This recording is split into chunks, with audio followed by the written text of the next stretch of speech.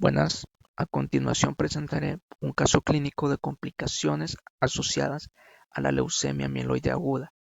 Mi nombre es Omar García. ¿Cuáles son los datos del paciente? El paciente es un adolescente de 16 años de edad, de piel blanca, sin antecedentes de salud, que en diciembre del 2013 ingresa en el Hospital Pediátrico de Pinar del Río. Este hospital está ubicado en la isla de Cuba.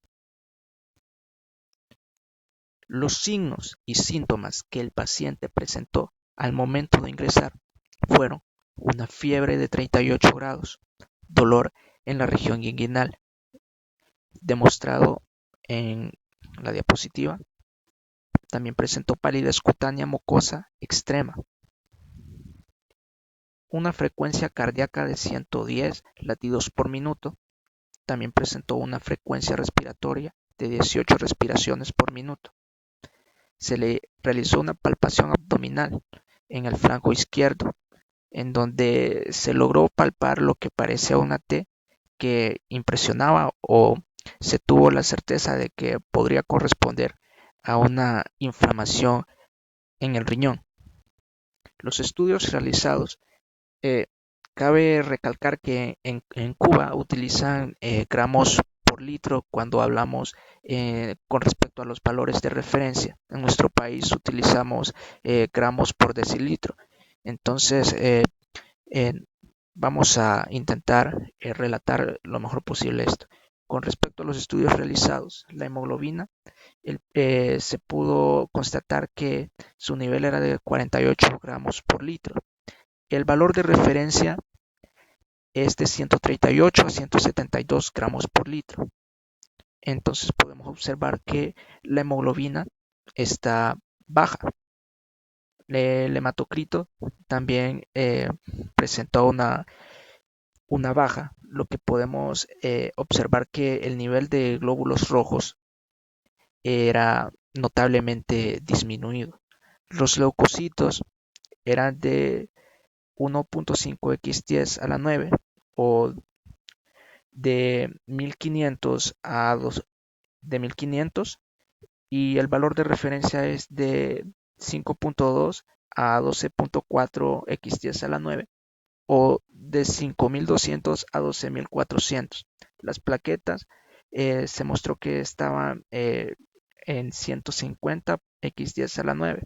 Eh, el parámetro o valor de referencia es de 130 a 400. Entonces podemos observar que las plaquetas mostraban eh, un nivel óptimo. Sin embargo, podemos ver que con respecto a serie roja y serie blanca, vemos que hay una notable baja, especialmente en serie roja.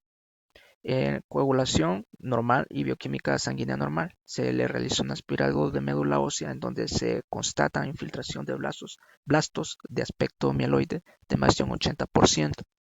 También se le realizó un ultrasonido abdominal en donde revelaba que ambos riñones contenían un aumento en la ecogenicidad del parénquima o se observaba una prominencia de las vías madres. Esto es lo que podemos inferir que el médico sintió al momento de la palpación en la zona inguinal.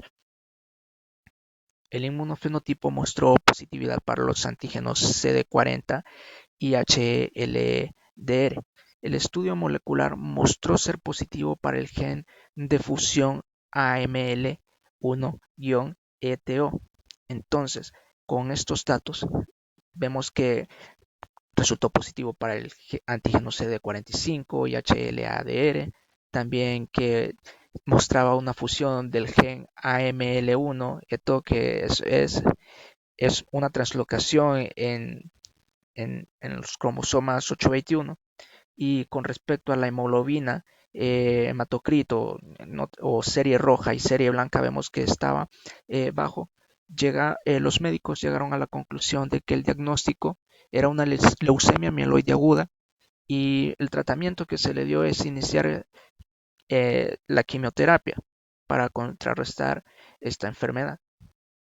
Sin embargo, a los 3 meses, el paciente reingresa a sala de oncohematología presentando fiebre palidez cutánea mucosa e ictericia. También presentó lesiones purpúreas y dolor a nivel de miembros superiores. ¿Cuáles fueron los exámenes que se le realizaron? Se le realizó el hemograma completo, en donde se observó que el paciente presentó pancitopenia, es decir, leucocitos, glóbulos rojos y serie megacariocítica o plaquetas notablemente disminuidas. Presentó una TGP en 520 unidades por litro, una bilirrubina total de 97,9 mol por litro con una bilirrubina directa en 67,2 micromol por litro. El aspirado de médula ósea también constató una infiltración medular por leucemia mieloide aguda. Entonces, el diagnóstico final que se le dio al paciente fue que al tener una TGP elevada, bilirrubina total y directa también elevadas, mostraron una congruencia hacia una colestasis hepática. Y también con respecto, el paciente estuvo en tratamiento con quimioterapia, pero mostró una recaída por leucemia mieloide aguda a los 8 días de reingreso. El paciente presentó una lesión en la región púbica pruriginosa que evolucionó rápidamente con áreas de necrosis, trasladando al paciente hacia la sala de cuidados intensivos, comenzando tratamiento con antimicrobianos de amplio espectro. Lamentablemente, el paciente falleció debido a una hemorragia intracraneal e infección por Pseudomonas y Staphylococcus aureus según crecimiento bacteriológico de las muestras realizadas en la lesión. Descripción de la patología. La colestasis es una alteración en la formación de la bilis y o de su flujo que se manifiesta clínicamente con síntomas de fatiga, prurito y en su forma más evidente, ictericia. Con respecto a la leucemia mieloide aguda, este presenta un grupo de alteraciones clonales de la célula madre hematopoyética en los cuales hay tanto falla hepática para la diferenciación, así como sobreproducción de estas, lo que lleva a acumulación de las células no funcionales llamadas mieloblastos. Con respecto a la leucemia mieloide aguda, está de 50 a 70% de las personas con leucemia mieloide aguda alcanzan remisión completa o alta médica, podríamos decir, pero solo el 20 a 30% logra supervivencia libre de la enfermedad a largo plazo. La mayoría de pacientes fallece por persistencia o recaída, es lo que vemos en este caso. El paciente falleció a raíz de una recaída.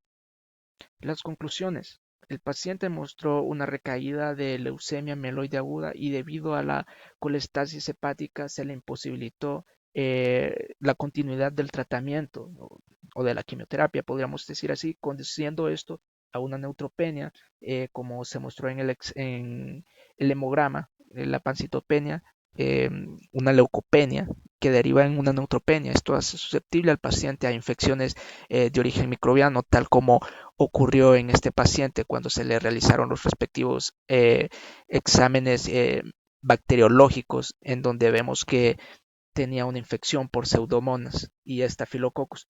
La trombocitopenia, unido a pérdida de la integridad del lecho vascular, posibilitó la hemorragia en sitios letales tales como el sistema nervioso central. Esta es la bibliografía y esto es todo. Gracias por su atención.